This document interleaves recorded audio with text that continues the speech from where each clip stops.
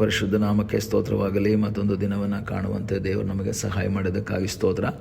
ಆತನು ಮಾಡಿದ ಎಲ್ಲ ಉಪಕಾರಗಳಿಗಾಗಿ, ಎಲ್ಲ ಆಶೀರ್ವಾದಗಳಿಗಾಗಿ ದೇವರಿಗೆ ಸ್ತೋತ್ರವನ್ನು, ಮಹಿಮೆಯನ್ನು ಸಲ್ಲಿಸ್ತಾ ಇದ್ದೇನೆ. ಇಂದಿನ ವೇದ ಅಧ್ಯಯನಕ್ಕಾಗಿ ಒಂದು ವಾಕ್ಯವನ್ನು ಓದಿಕೊಳ್ಳೋಣ. ವಿಮೋಚನಾ ಕಾಂಡ 2ನೇ ಅಧ್ಯಾಯ 24ನೇ ವಾಕ್ಯ.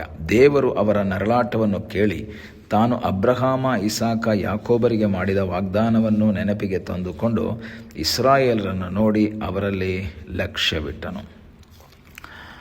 ಯೋಸೇಫನು ಅಣ್ಣಂದರಿಂದ ಮಾರಲ್ಪಟ್ಟವನಾಗಿ ಐಗುಪ್ತ ದೇಶಕ್ಕೆ ಹೋಗ್ತಾನೆ. ಅಲ್ಲಿ ಮಂತ್ರಿಯಾದಂತಹ ಸಂಗತಿಯೆಲ್ಲ ನಮಗೆ ಗೊತ್ತಿದೆ. ಮಂತ್ರಿಯಾದ ನಂತರ ಅವನು ತನ್ನ ಸಹೋದರರನ್ನು, ತಂದೆ ತಾಯಿಗಳನ್ನೆಲ್ಲ ತನ್ನ ಬಳಿಗೆ ಸೇರಿಸ್ಕೊಳ್ತಾನೆ. ಅಲ್ಲೇ ಬಂದು ವಾಸ ಮಾಡಿರಿ, ಯಾಕೆಂದರೆ ಇನ್ನು ಮೇಲೆ ನಾನು ಇಲ್ಲೇ ಇರೋದರಿಂದ ನೀವೆಲ್ಲ ಇಲ್ಲಿ ಬನ್ನಿ ಅಂತ ಹೇಳ್ತಾನೆ. ಯಾಕೋಬನು ತನ್ನೆಲ್ಲ ಮಕ್ಕಳನ್ನು ಕರೆದುಕೊಂಡು ಐಗುಪ್ತ ದೇಶಕ್ಕೆ ಪ್ರಯಾಣ ಹೊರಡ್ತಾನೆ. ಹೋಗುವಂಥ ದಾರಿಯಲ್ಲಿ ದೇವರು ಅವನಿಗೊಂದು ವಾಗ್ದಾನವನ್ನು ಮಾಡ್ತಾರೆ.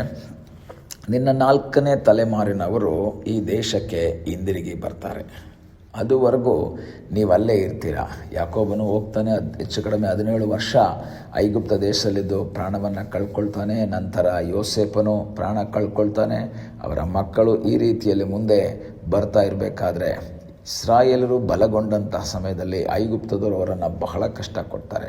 ಯಾಕೆಂದರೆ ಇವರು ತುಂಬ ಇನ್ನೂ ಬಲ ಆಗೋಗ್ಬಿಟ್ರೆ ನಮ್ಮನ್ನೇ ಸೋಲಿಸಿ ನಮ್ಮ ರಾಜ್ಯವನ್ನು ಒಂದು ವೇಳೆ ಇವರೇ ಕಿತ್ಕೊಂಡು ಇವರೇ ನಮ್ಮ ರಾಜ್ಯದ ಆಡಳಿತವನ್ನು ನಡೆಸಬಹುದೋ ಎಂಬ ಒಂದು ಭಯ ಅವರನ್ನು ಕಾಡಿದ್ದರಿಂದ ಅವರು ಇವರನ್ನು ಇಟ್ಟಿಗೆ ಮಾಡುವುದಕ್ಕಾಗಿ ಬಹಳ ಕಷ್ಟದ ಕೆಲಸಗಳನ್ನು ನಾವು ನೋಡಬೇಕಾದ್ರೆ 23ನೇ ವಾಕ್ಯ ಓದುವಾಗ, ಈ ಮೇರೆಗೆ ಬಹಳ ದಿನಗಳು ಕಳೆದ ಮೇಲೆ ಐಗುಪ್ತ ದೇಶದ ಅರಸನು ಸತ್ತನು.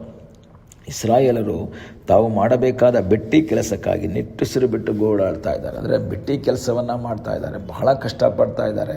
ಬಿಟ್ಟಿ ಕೆಲಸ ಅಂತ ಹೇಳಿದ್ರೆ ಫ್ರೀಯಾಗಿ ಮಾಡಬೇಕು, ದುಡ್ಡು ಕೊಡ್ತಾ ಇಲ್ಲ. ಇವರು ಕಷ್ಟಪಟ್ಟಕ್ಕೆ ತಕ್ಕ ಹಾಗೆ ಪ್ರತಿಫಲ ಕೊಡ್ತಾ ಇಲ್ಲ. ಯಾವುದೇ ಒಂದು ಕೆಲಸ ಆದರೂ ಸಹ ಮಾಡಿದಂತಹ ಕೆಲಸಕ್ಕೆ ಸರಿಯಾದಂಥ ಸಂಬಳವನ್ನು ಸಿಕ್ಕಿದ್ರೆ, ಸರಿಯಾದಂಥ ಪ್ರತಿಫಲ ಸಿಕ್ಕಿದ್ರೆ ಯಾರೂ ಬೇಸರ ಮಾಡ್ಕೊಳ್ಳಲ್ಲ, ಯಾರೂ ಕಷ್ಟಪಡಲ್ಲ. ಅವ್ರು ಎಷ್ಟು ಕಷ್ಟ ಆದರೂ ಕೆಲಸ ಮಾಡ್ತಾರೆ. ಆದರೆ ಯಾವಾಗ ನಾವು ಮಾಡಿದಂತಹ ಕಷ್ಟಕ್ಕೆ ಅಥವಾ ನಾವು ಮಾಡಿದಂತಹ ಕೆಲಸಕ್ಕೆ, ನಾವು ಪಟ್ಟಂಥ ಶ್ರಮಕ್ಕೆ ಸರಿಯಾದಂತಹ ಒಂದು ಪ್ರತಿಫಲ, ಒಂದು ಸಂಬಳ ಅಥವಾ ಹಣ ಅಥವಾ ಒಂದು ರಿವಾರ್ಡ್ ನಮಗೆ ಸಿಕ್ಕಲಿಲ್ಲ ಅಂದಾಗ ನಮಗೆ ತುಂಬ ಬೇಜಾರಾಗುತ್ತೆ. ಕೆಲವರು ಓವರ್ ಟೈಮ್ ಮಾಡ್ತಾರೆ, ನೈಟ್ ಡ್ಯೂಟಿ ಮಾಡ್ತಾರೆ, ಡಬಲ್ ಡ್ಯೂಟಿ ಮಾಡ್ತಾರೆ, ಕಷ್ಟಪಟ್ಟು ಕೆಲಸ ಮಾಡ್ತಾರೆ. ಅದಕ್ಕೆ ಸರಿಯಾಗಿ ಸಂಬಳ ಸಿಕ್ಕಿದ್ರೆ ಅವ್ರಿಗೇನು ಪ್ರಾಬ್ಲಮ್ ಏನಿಲ್ಲ. ಭಾಳ ಬಲಹೀನವಾದರೂ ಸಹ ಅವ್ರಿಗೆ ಹ್ಯಾಪಿ ಆಗುತ್ತೆ, ಪರವಾಗಿಲ್ಲ ನನಗೆ ದುಡ್ಡು ಸಿಕ್ತು. ಆದರೆ ಓವರ್ ಟೈಮ್ 2 ಅವರ್ ಎಕ್ಸ್ಟ್ರಾ ಮಾಡಿಸ್ಬಿಟ್ಟು ದುಡ್ಡು ಕೊಡದೇ ಇದ್ದಾಗ ತುಂಬ ಬೇಜಾರಾಗುತ್ತೆ. ಇವರನ್ನು ಸಹ ಬಿಟ್ಟು ಕೆಲಸ ಮಾಡಿಸ್ತಾ ಇದ್ದಾರೆ. ಬಹಳ ಕಷ್ಟದಿಂದ ಇವರು ಕೆಲಸ ಮಾಡ್ತಾ ಇದ್ದಾರೆ. ಆ ಸಮಯದಲ್ಲಿ ಅವರು ನರಳಾಡ್ತಾ ಇರಬೇಕಾದ್ರೆ ವಾಕ್ಯ ಹೇಳ್ತದೆ, ಆ ದೇವರು ಅವರ ನರಳಾಟವನ್ನು ಕೇಳಿ ಅಬ್ರಹಾಮ, ಇಸಾಕ, ಯಾಕೋಬರಿಗೆ ಮಾಡಿದ ವಾಗ್ದಾನವನ್ನು ನೆನಪಿಗೆ ತಂದುಕೊಂಡನು.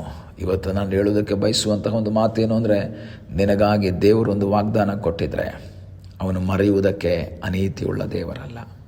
ದೇವರ ಒಂದು ಸ್ವಭಾವ ಏನು ಗೊತ್ತಾ? ವಾಗ್ದಾನದಲ್ಲಿ ನಂಬಿಗಸ್ತನಾದ ದೇವರು. ವಾಗ್ದಾನವನ್ನು ನೋಡಿ ತಾನು ಮಾಡಿದಂತಹ ಮಾತನ್ನು ನೆರವೇರಿಸುವವನು. ಮನುಷ್ಯನ ಯಾರು? ಮಾಡಿದಂಥ ವಾಗ್ದಾನವನ್ನು ಮರೆಯುವವನು, ಮಾಡಿದಂಥ ವಾಗ್ದಾನವನ್ನು ನೆರವೇರಿಸದೇ ಇರುವವನು. ನಾನು ಆ ರೀತಿ ಹೇಳೇ ಇಲ್ಲ ಅಂತ ಹೇಳುವಂತಹ ವ್ಯಕ್ತಿ. ಈ ಲೋಕದಲ್ಲಿ ಅನೇಕರು ನಮಗೆ ಪ್ರಾಮಿಸ್ ಕೊಡ್ತಾರೆ, ವಾಗ್ದಾನವನ್ನು ಮಾಡ್ತಾರೆ. ನಾನು ಇದನ್ನು ಮಾಡ್ತೀನಿ, ಅದನ್ನು ಮಾಡಿಕೊಡ್ತೀನಿ, ನಿಮಗೆ ಇದು ಸಹಾಯ ಮಾಡ್ತೀನಿ, ಅದು ಮಾಡ್ತೀನಿ. ಆದರೆ ಕೆಲವು ಸಂದರ್ಭದಲ್ಲಿ ಯಾವುದನ್ನೂ ಸಹ ನಮಗೆ ಮಾಡದೆ, ಯಾವುದನ್ನೂ ಸಹ ನಮಗೆ ಕೊಡದೇ ಇರುವಂತಹ ವ್ಯಕ್ತಿಗಳನ್ನು ನಾವು ನೋಡ್ತೀವಿ. ಆದರೆ ದೇವರು ವಾಕ್ಯ ಈ ರೀತಿ ಹೇಳುತ್ತೆ, ದೇವರು ಅವರ ನರಳಾಟವನ್ನು ನೋಡಿ ಏನು ಮಾಡ್ತಾರೆ? ದೇವರು ವಾಗ್ದಾನವನ್ನು ನೆನಪಿಗೆ ತಂದುಕೊಳ್ತಾ ಇದ್ದಾರೆ.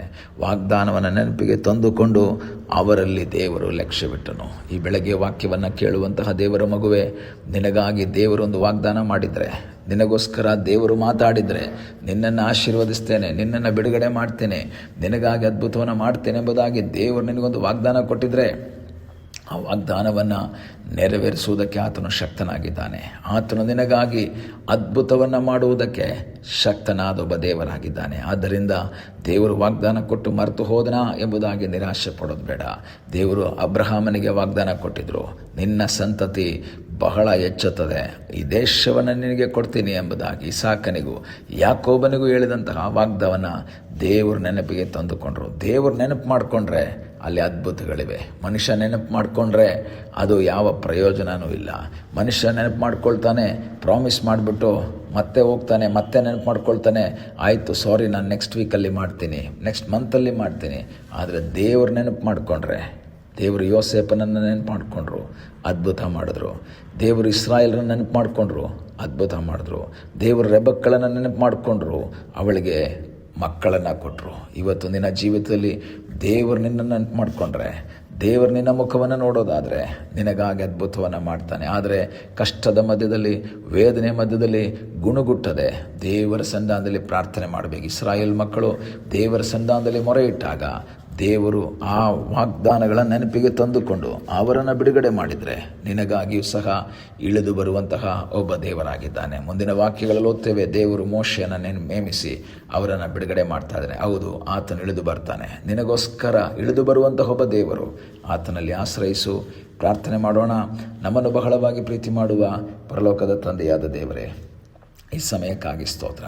ಮತ್ತೊಂದು ಆವರ್ತಿ ನಿನ್ನ ಸನ್ಮಾನಕ್ಕೆ ನಾವು ಬಂದಿದ್ದೇವೆ. ತಲೆಬಾಗಿರುವಂತಹ ನಿನ್ನ ಮಕ್ಕಳಿಗಾಗಿ ನಾವು ಪ್ರಾರ್ಥಿಸ್ತೇವೆ. ಅದ್ಭುತ ಮಾಡಪ್ಪ.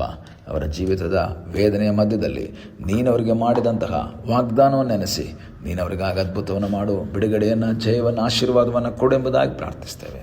ಪ್ರಾರ್ಥನೆಯನ್ನು ಕೇಳಿದ್ದಕ್ಕಾಗಿ ಸ್ತೋತ್ರ. ಯೇಸುವಿನ ನಾಮದಲ್ಲಿ ತಂದೆಯೇ, ಆಮೇನ್. God bless you.